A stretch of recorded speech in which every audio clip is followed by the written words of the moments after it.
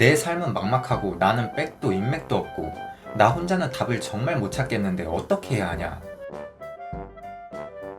안녕하세요, 나부기입니다. 제가 유튜브를 시작하고 10대부터 30대 정도 동생들과 친구들에게 인생에 도움이 될 만한 내용을 다루는 컨셉으로 시작했는데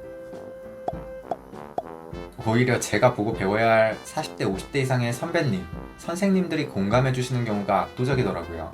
20대는 안 봐. 그럼에도 불구하고 간간히 조언을 구하는 10대, 20대 어린 친구들도 있었어요. 메일로 정성스레 상담을 해주다가 원래 제가 하고 싶었던 말들이 이거였구나 깨달았어요. 그래서 오늘은 한 살이라도 어릴 때 깨달았으면 좋았을 내용들을 모아봤어요. 물론 저보다 나이가 있는 분들께도 공감과 도움이 될 만한 내용일 거예요.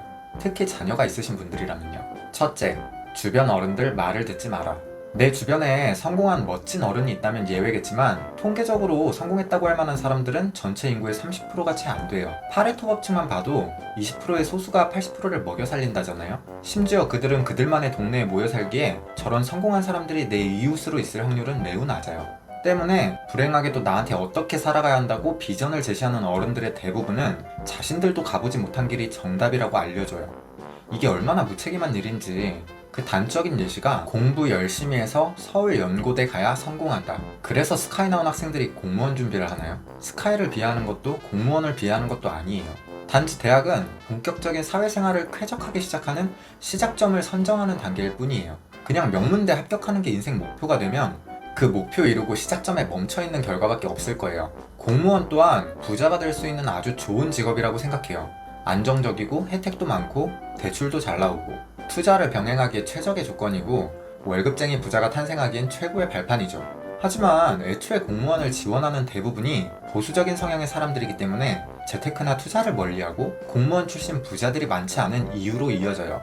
공무원 합격에 인생의 모든 걸 걸 뿐이고 목표를 이뤄도 별다른 다음 계획이 없는 경우가 태반이에요. 대기업을 다니는 회사원도 크게 다르지 않고요. 의사가 되면 뭐가 달라질 것 같아요? 병원 하나 개업해줄 능력이 안 되는 부모만 더 원망하게 될걸요?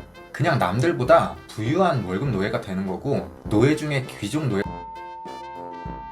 이 영상을 보고 있는 어른들도 새겨 들으셔야 해요. 조언이나 훈계를 할 때 내 아이가 나처럼 살기를 원치 않던 혹은 나만큼이라도 살길 원하건 절대로 아이들의 미래를 본인들이 결정하시면 안 돼요. 어른들이 해줄 건 오히려 아이가 사랑받고 있다는 걸 느끼게, 아이가 스스로 할 수 있다는 자신감을 가질 수 있게, 아이가 가치 있는 사람이 될 수 있다는 자존감을 지킬 수 있게, 아이들의 의견에 귀 기울여주고 지켜봐주고 믿어주는 게 전부예요. 이게 김재동 씨가 말하는 것처럼 아이는 누구나 존재만으로 가치롭다, 이런 뜬구름 잡는 따뜻한 얘기가 아니에요. 아이는 누구나 가치로워질 수 있는 잠재력을 갖고 있다가 정확한 표현이고, 그래서 자신의 가치를 증대시킬 적절한 방법을 익혀야 하는 거고요.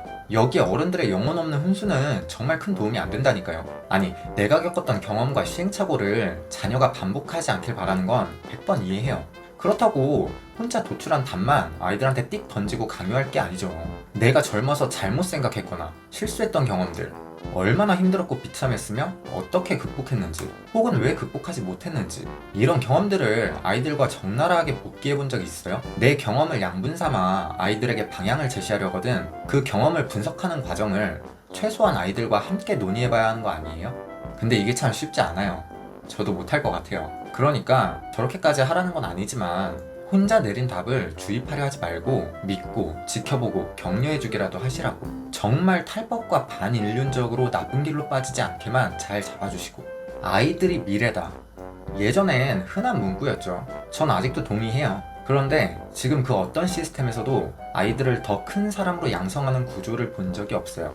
그렇다면 아이들이 스스로 큰 사람이 돼가는 걸 도움은 못 줄망정 방해는 하면 안 되죠. 정말 입이 근질근질해서 훈수를 멈출 수가 없다면 차라리 행동으로 보여주시든가요. 책을 읽으라고 할 거면 몸소 독서를 실행하시고 좋았던 책을 권유하고 공유한다던가, 경제 공부를 시키고 싶다면 자녀한테도 주식을 해보라고 주식용 용돈을 따로 준다던가, 누가 수익률 많이 내는지 내기를 해도 좋고요. 본론으로 돌아와서 10대, 20대 분들은 이렇게 말하실 수 있어요. 내 삶은 막막하고 나는 백도 인맥도 없고 나 혼자는 답을 정말 못 찾겠는데 어떻게 해야 하냐.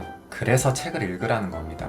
이게 두 번째예요. 내 주변에 고만고만한 사람들보다 훨씬 성공한 사람들이 책을 쓰는데 그들의 생각과 노하우를 단돈 10,000원, 20,000원에 볼 수 있잖아요. 이웃집 백만장자라는 책도 있는데 제목 참 잘 지었어요.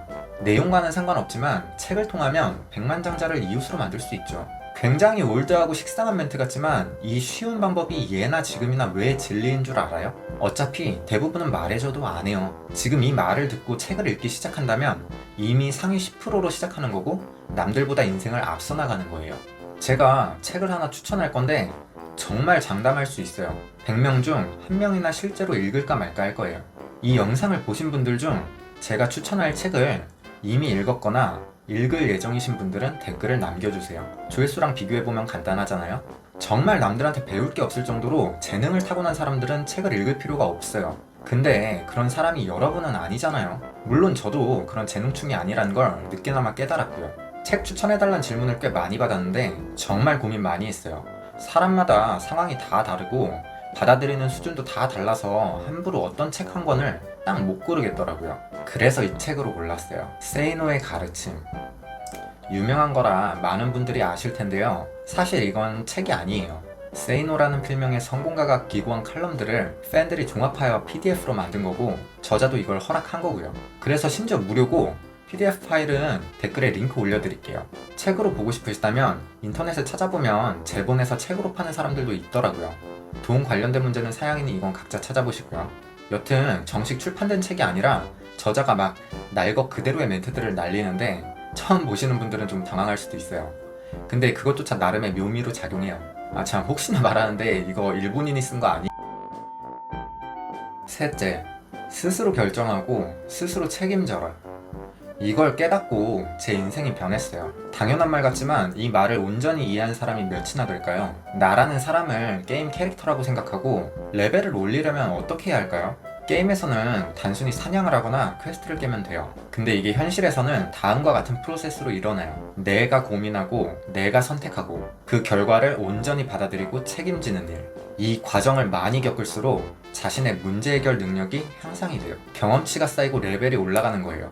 근데 대부분의 사람들이 어른들이 시키는 대로, 시스템이 하라는 대로, 남들이 하는 대로 수동적인 길을 걸어요. 답을 남한테서 찾고 잘 되면 내 공, 안 되면 남 탓을 하죠.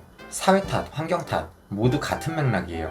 이건 연령대를 불구하고 대부분이 그래요. 나이가 많아도 여전히 레벨 1에 머무는 사람이 많은 이유이고요. 고민과 선택부터 스스로 하지 못하는 환경에 처해 있는데 결과라고 온전히 책임져 왔을까요? 대기업에 취직해서 내 실수로 회사에 1,000만 원의 손실이 났어요. 회사라는 게 애초에 시키는 일을 하는 곳이고 내 실수로 문제가 터졌을 때 심할서 쓰거나 감봉당하거나 근신처분 등으로 끝나죠. 이건 책임을 지는 게 아니에요. 진짜 책임을 진다는 건 원상복귀한다는 건데 회사라는 시스템상 그럴 이유도 필요도 없죠. 여전히 레벨 1에 머무는 거예요. 퇴직하면 치킨집이 국룰이라서 차렸는데 적자야. 코로나 탓 조류독감 탓만 하다 폐업할 거예요? 광고가 잘못됐는지, 맛이 잘못됐는지, 입지나 상권이 잘못됐는지, 임대료나 재료비 등 수익 구조가 잘못됐는지, 잘 나가는 가게를 벤치마킹 한다든지, 원인 파악이 안 되면 전문가한테 자문을 구한다든지, 손도 댈 수 없을 만큼 다 잘못된 거면 업종을 변경한다든지, 이미 계약한 기간 내에는 할 수 있는 모든 걸 다 해보는 게 손실을 최소화하는 거고 책임을 다하는 거예요. 그러면 레벨이 쭉쭉 올라가 있을 거고 설령 실패했다 하더라도 다음 도전은 성공 확률이 비약적으로 올라가겠죠. 더 구체적인 예시를 하나 들어볼게요. 제가 경매란 분야를 처음 접했을 때인데요. 싸다는 이유로 가장 저렴한 오래된 반지하 빌라를 선택했고 헬파티의 시작이었어요. 대출에서부터 막혔어요. 너무 소액이라 대출이 안 된대요. 진짜 여기저기 은행 싹 돌아보고 여러 대출 상담사 닥달해서 겨우 요상한 조건들 걸면서 대출 받았어요. 그 다음엔 폐문 부재로 명도가 문제더라고요. 가스, 수도, 전기 회사들에 다 확인해보고 전 소유주 집도 찾아가보고 별짓 다 해봤어요. 당시 경매 커뮤니티에서 조언 받아가며 해결했고요. 내부 상태가 상상 이상으로 쉘시였어요. 건물 가격만큼의 비용을 추가 투자해서 올 리모델링을 했고요. 입주 청소 시키면서 자꾸 전기가 나간대요. 누전 검사하고 차단기 바꾸고 별짓 다 하며 며칠을 해결을 못했는데 허무하게도 한전에서 전기세 미납으로 최저 전력만 공급되던 상태였던 거고요. 아예 끊어놓던가. 새 집으로 만들어 놓고 20곳 넘는 부동산 100명 넘는 중개사한테 매물을 뿌려도 반지하라 임대가 안 나가는 거예요. 한 달 걸려서 결국 제가 피터팬에 광고 올린 걸로 직접 뺐고요. 이 한 달 사이에 곰팡이가 너무 자주 생겨서 도배만 몇 번을 하고 환기에 제습기에 에어컨 설치 후 풀가동에 별짓을 다 해도 안 잡히다가 누수까지 의심되어 셀프로 건물 외벽 방수공사로 잡았고요. 하수도 역류에 바퀴벌레 출몰에 세입자는 임대료 미납 및 잠적에 새 집으로 인테리어 해놓은 건 첫 세입자에 다 망가져 있고, 다시 한번 말하지만 경매 시작하고 처음 낙찰받은 물건이었어요. 매 순간마다 멘탈이 부서져 나가는 듯 했는데 이때 진심으로 느꼈어요. 인생은 실전이구나. 내 문제는 내가 해결하거나 감수해야 하는구나. 내 행동에 책임진다는 말을 여태 잘못 알고 있었구나. 성장통이 있어야 성장을 하는구나. 이 다음부터는 처음 겪는 문제에 직면해도 생각보다 해결이 수월하더라고요. 심지어 잦은 세법 개정 때문에 세금 고민하며 펀드통에 시달리며 밤샐 때는 와, 나 또 레벨업 중이다 웃음이 나더라니까요. 네 번째는